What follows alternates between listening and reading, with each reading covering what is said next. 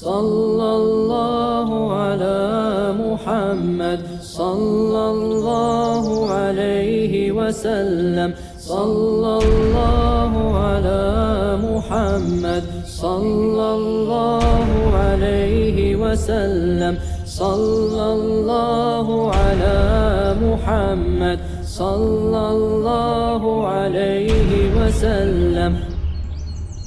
بسم اللہ الرحمن الرحیم۔ قصیدہ بردہ شریف کی فصل ہے معراج النبی صلی اللہ علیہ وسلم۔ اس فصل کے آخری 3 اشعار ہم انشاءاللہ آج کی ویڈیو میں سمجھیں گے۔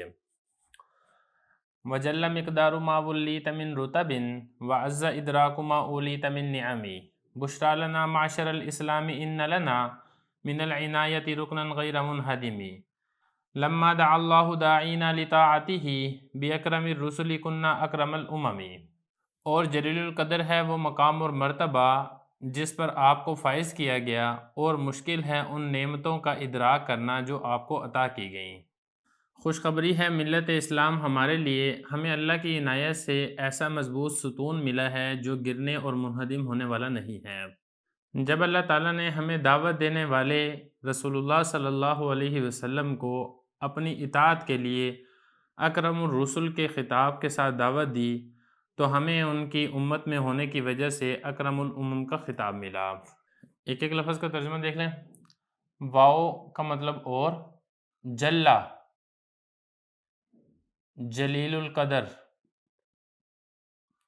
مقدار یہ اسی میں آ گیا نا، قدر میں۔ جلا مقدار، جلیل القدر ہے مقام اور مرتبہ۔ ما جو، ولیتا آپ کو عطا کیا گیا، من یعنی رتب، یہ رتبت ان کی جمع ہے، رتبہ یعنی جو مقام اور مرتبہ آپ کو عطا کیا گیا وہ اللہ تعالیٰ کے ہاں بہت جلیل القدر ہے۔ وہ اور عزا مشکل ہے، ادراک کرنا، پا لینا، ما جو اولیتا آپ کو عطا کی گئی، من یعنی نعم، یہ نعمت کی جمع ہے۔ جو نعمتیں آپ کو عطا کی گئی ہیں اللہ تعالیٰ کی جانب سے، ان کا ادراک کرنا، ان کو پہچاننا، ان کو جاننا یہ بہت مشکل ہے۔ بشرا خوشخبری،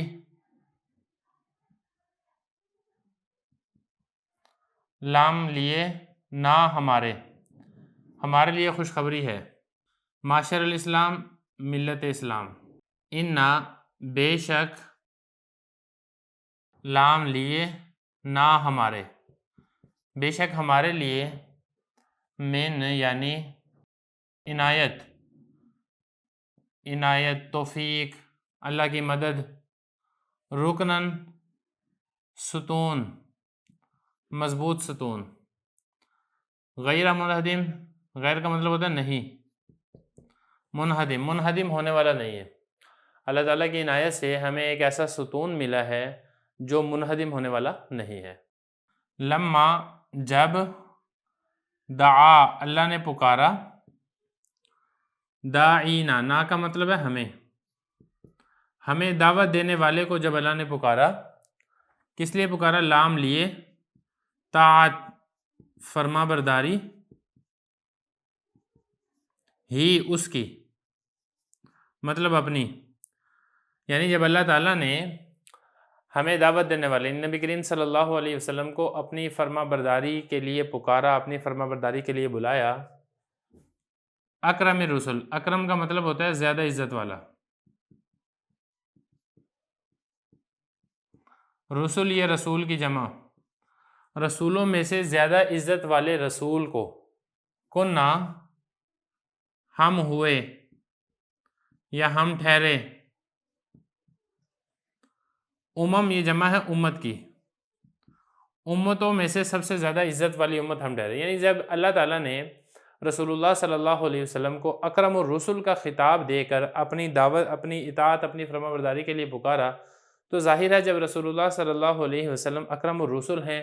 اور ہم رسول اللہ صلی اللہ علیہ وسلم کی امت میں سے ہیں، تو ہم اکرم الامم کہلائیں گے، اور ہم اکرم الامم یعنی امتوں میں سے بھی ہمارا مقام اور مرتبہ ایسے ہی بلند اور اونچا ہوگا جیسے رسولوں میں سے رسول اللہ صلی اللہ علیہ وسلم کا مقام اور مرتبہ اونچا اور بلند ہے۔ لفظی ترجمہ ہو چکا ہے، اب چلتے ہیں اس کی تشریح کی طرف۔ پہلے شعر میں حضرت یہ فرما رہے ہیں کہ اللہ تعالیٰ نے جو آپ کو مقام اور مرتبہ عطا کیا گیا وہ اللہ تعالیٰ کے ہاں بہت جلیل القدر ہے، اس کی شان بہت زیادہ عظیم ہے۔ اللہ تعالیٰ کے ہاں وہ مقام اور مرتبہ بھی بہت زیادہ اونچا اور بلند ہے۔ اور جو اللہ تعالیٰ کی جانب سے رسول اللہ صلی اللہ علیہ وسلم کو جو نعمتیں عطا کی گئیں، دنیاوی نعمتیں عطا کی گئیں اور بالخصوص دینی نعمتیں عطا کی گئیں، اللہ تعالیٰ نے ان کو اپنا قرب خاص عطا کیا ہے، اللہ تعالیٰ نے ان کو ولایت کا اعلیٰ اور اونچا ترین مقام عطا کیا ہے، اللہ تعالیٰ نے معرفت میں رسول اللہ صلی اللہ علیہ وسلم کو سب سے زیادہ بڑھا دیا ہے۔ اس طرح کی جو نعمتیں آپ صلی اللہ علیہ وسلم کو عطا کی گئیں، دین اور دنیا کی تمام تر نعمتیں، اگر کوئی شخص ان کا ادراک کرنا چاہے، ان کو پہچاننا چاہے، جاننا اور معلوم کرنا چاہے تو یہ کام بہت مشکل ہے۔ مخلوق میں اور بالخصوص ہم انسانوں کے اندر اتنی طاقت اور وسعت نہیں ہے کہ ہم رسول اللہ صلی اللہ علیہ وسلم کے مقام اور مرتبے کا صحیح طریقے سے ادراک کر سکیں۔ ہمارے لیے البتہ یہ خوشخبری ہے کہ ہمارے لیے یعنی ملت اسلام مسلمانوں کے لیے ہماری یہ خوشخبری ہے کہ ہمیں اللہ تعالیٰ کی عنایت سے ایک ایسا مضبوط ستون ملا ہے کہ جو منہدم ہونے والا نہیں ہے۔ دیکھیں، ستون کے اوپر چھت قائم ہوتی ہے، اگر ستون کو گرا دیا جائے تو چھت نیچے گر جاتی ہے۔ بالکل ایسے ہی جو مسلمان ہیں، دین اسلام ہے، ہمارا جو ایمان ہے، ہمارا جو اسلام ہے، یہ رسول اللہ صلی اللہ علیہ وسلم کی حیثیت اور ان کی موجودگی کی وجہ سے قائم اور دائم ہے۔ اگر رسول اللہ صلی اللہ علیہ وسلم کو درمیان سے نکال دیا جائے تو نہ تو دین اسلام باقی رہے گا اور نہ ہی مسلمان باقی رہیں گے۔ تو یہ رسول اللہ صلی اللہ علیہ وسلم ایک ایسا مضبوط ستون ہے دین اسلام کے لیے، مسلمانوں کے لیے، ملت اسلامیہ کے لیے، امت مسلمہ کے لیے، کہ جب تک یہ ستون برقرار رہے گا ہمارا دین بھی محفوظ ہے، ہمارا ایمان بھی محفوظ ہے، ہمارا اسلام بھی محفوظ ہے اور مسلمان بھی محفوظ ہے۔ یہی وجہ ہے رسول اللہ صلی اللہ علیہ وسلم کی عزت اور ناموس کے لیے جان بھی قربان ہے، مال بھی قربان ہے، وقت بھی قربان ہے۔ مسلمان ہر چیز گوارا کر سکتا ہے لیکن رسول اللہ صلی اللہ علیہ وسلم کی عزت اور ناموس پر کسی قسم کا سمجھوتا نہیں کر سکتا ہے۔ تو اس کے بعد آگے فرمایا کہ جب اللہ تعالیٰ نے ہمارے داعی، کیونکہ رسول اللہ صلی اللہ علیہ وسلم پوری امت مسلمہ کو اللہ تعالیٰ کی طرف بلانے والے ہیں، اللہ تعالیٰ کی طرف دعوت دینے والے ہیں، اس لیے حضرت نے یہاں پہ داعینا کا لفظ استعمال کیا کہ رسول اللہ صلی اللہ علیہ وسلم ہمارے داعی ہیں، یعنی ہمیں اللہ تعالیٰ کی جانب بلانے والے ہیں۔ تو جب اللہ تعالیٰ نے ہمارے داعی یعنی رسول اللہ صلی اللہ علیہ وسلم کو اپنی اطاعت اور فرما برداری کے لیے پکارا اور اکرم الرسل کا خطاب دیا، رسولوں میں سے سب سے زیادہ مکرم، سب سے زیادہ محترم، سب سے زیادہ معزز رسول صلی اللہ علیہ وسلم کو اکرم الرسل کا جب خطاب دیا تو ظاہر ہے ہم ان کی امت میں سے ہیں تو ہم اسی اعتبار سے پھر اکرم الامم یہ کہلائیں گے۔